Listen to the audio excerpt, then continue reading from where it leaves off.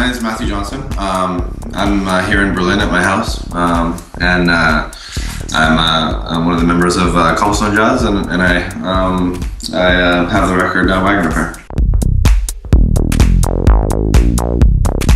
I didn't really know how my album would I didn't know what the response would be, because I never really done. I didn't really try and do a solo album. It was always more focused around Cobblestone Jazz in the last couple of years as far as my albums go.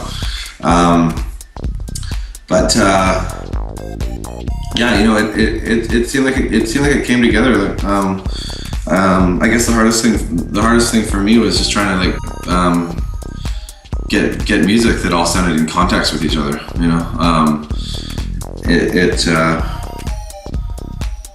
It seems kind of like, I guess, just the time frame that it was all made in. It kind of seemed like it works, but at the same time, it's not so much of a concept album in the sense. It's just all music that was made over the last year and a half for the most part. A lot of the music was written for this Faust soundtrack that I did with the Cobblestone Jazz guys, and also my brother Nathan, for the Time Warp Festival. So there was some music from that. It's a little bit more kind of cinematic and maybe not the music that necessarily I would always be writing.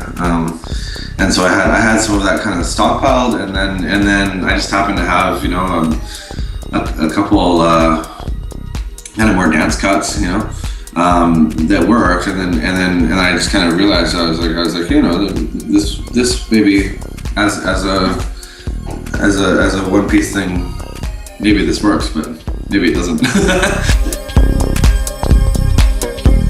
The two albums between mine and the Cobblestone, they really feel like different animals to me, for sure, because I guess one, is when I'm making music on my own, it's really, I go to such a different place than in my, where my head's at than a lot of the time when I'm with the guys. And I think that's just the dynamic of working in a group of people. Because when I'm writing music on my own, it's like extremely meditative and very like the title, for instance, like the title of my album, like Agents of Time, it's all about the idea of like playing with time and using music as a way of stretching the perception of time, it's about different things, and it's a little bit I don't know. I guess when I'm making music on my own, it's something that's a lot kind of more meditative or something. I guess, or it's different, But then when you're in a band, you're playing music, and it still has, of course, like a lot of those elements, because music as it does, But it's different, yeah. It's when you're in a group of people, there's different intentions, and all of us too. We're all from the West Coast of Canada, and we're all just a bunch of posers in the studio, smoking and getting drunk and making music, and it's really, really fun. But to get really deep and get into something that I don't know. I guess I just get into kind of a lot more intrusive emotional states or whatever, when I'm on my own. So it's different. Whereas with Cobblestone, it's really it's just all about having fun in the studio. Your album feels a lot more introspective, perhaps, than the Cobblestone Jazz stuff. The Cobblestone Jazz stuff feels like it's there to be. It's for sharing almost, and this feels like a lot more personal. I suppose that's a natural thing, given this.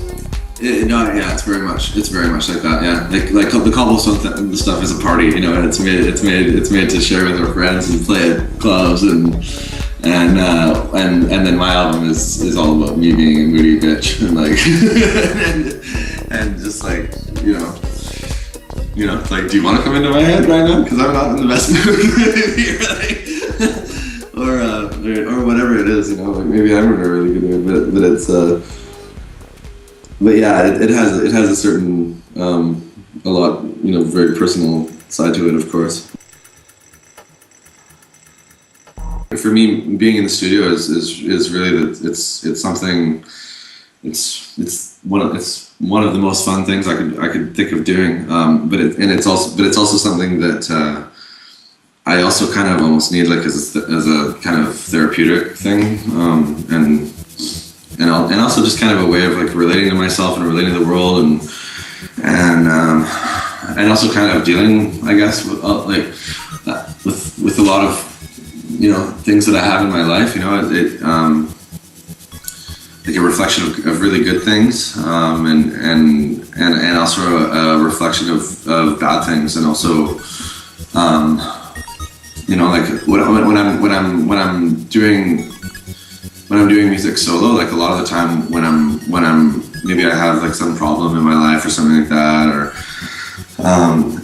and I'm actually in kind of a bad mood, I'll write music that sounds so happy, you know, and I use it as a way of cheering myself up, you know, and so it's something. It's not just about being in the studio and having, you know, like it's fun, but it's something that I've always kind of, I don't, you know, some people need to write in a journal every night, you know, some people do whatever. It's like,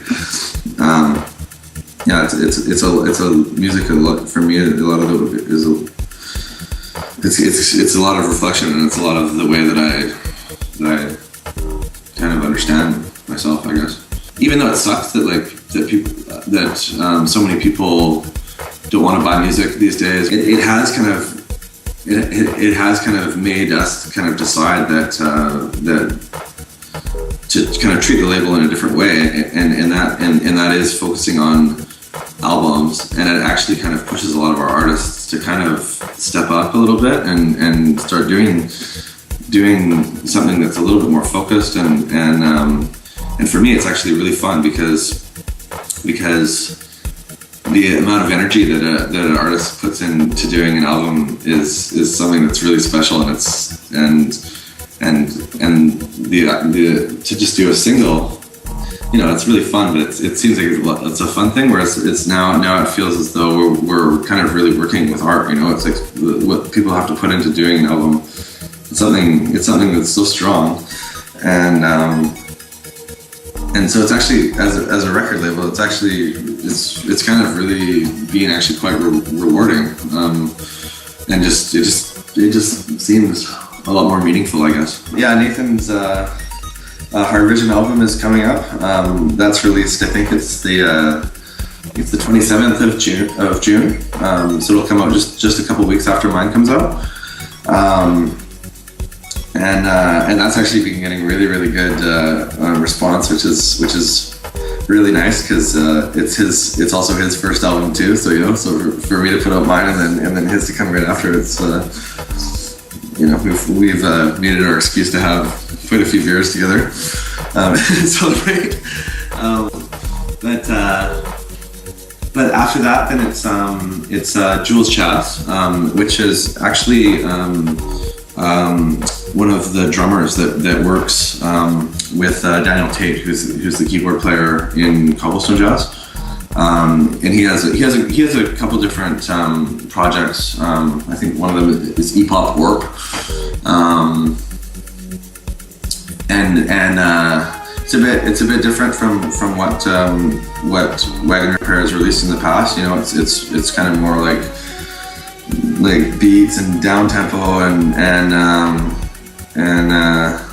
it has like a lot of soul to it, and it's really special actually.